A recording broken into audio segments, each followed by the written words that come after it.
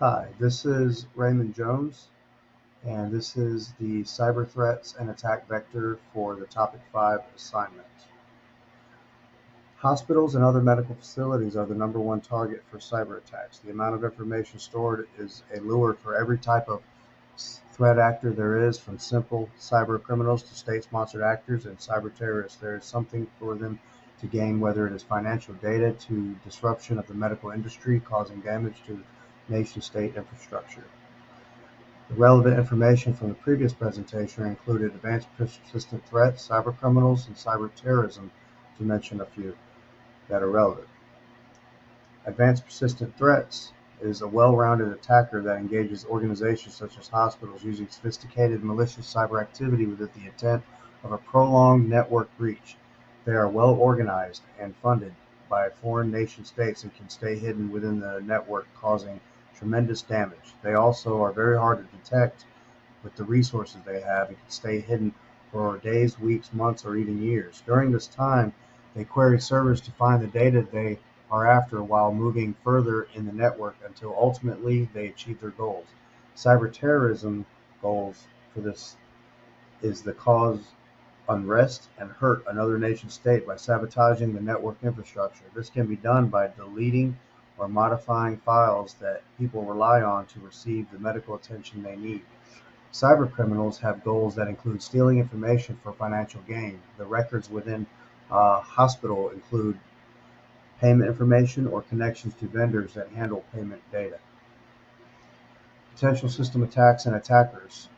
Cybercriminals, hacktivists, nation-state actors, and black hat actors use attacks like phishing, Trojan horses, XSS attacks, and data breaches. But most of all, phishing is usually the beginning. A common first step for data breaches, such as ransomware and similar attacks, are known as phishing attacks to trick the staff member into giving sensitive information or infecting their system with malware. This is almost always used to bait users into giving credentials and downloading malware. Data breaches involving breaking up large files into smaller chunks to allow them to download without alerting the system's security. A brute force attack is a hacking method that uses trial and error to crack passwords, login credentials, and encryption keys. It is a simple yet reliable tactic for gaining unauthorized access to individual accounts and organization systems and networks. A Trojan horse is a type of malware that disguises itself as a legitimate program to gain access to the hospital network. Attackers also use XSS attacks that are scripts of code that infect software and allows bad actors to see information queries that are not meant for them.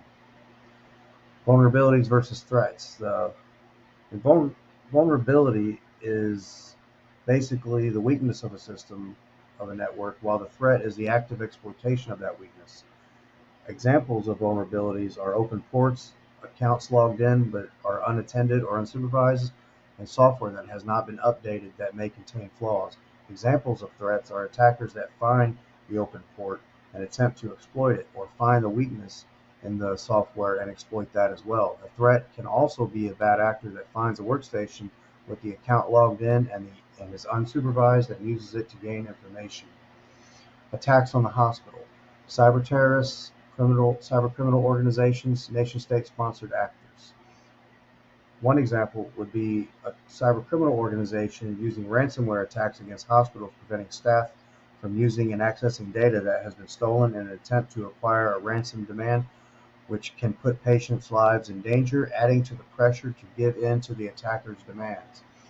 Denial of service attacks from a cyber terrorist may carry out a denial of service attack against a hospital during a natural disaster, or it can occur at any time, causing resources to be unavailable to people in need. A nation-state sponsored actors may use advanced persistent threats to stay hidden within the hospital network, to change medical files and orders and delete data, which would send a hospital into chaos, since everything pertaining to treatment and patients is kept on computers.